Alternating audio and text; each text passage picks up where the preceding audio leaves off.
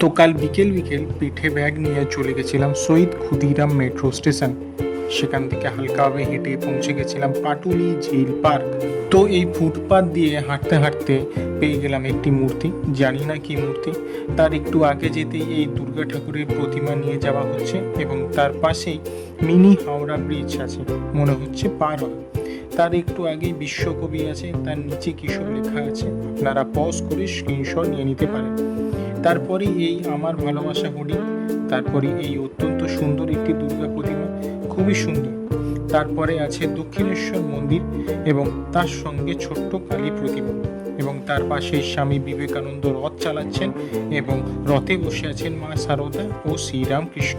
তো এইটাই ছিল ঝিল, যার নামেই এই ঝিল পার্ক নাম হয়েছে।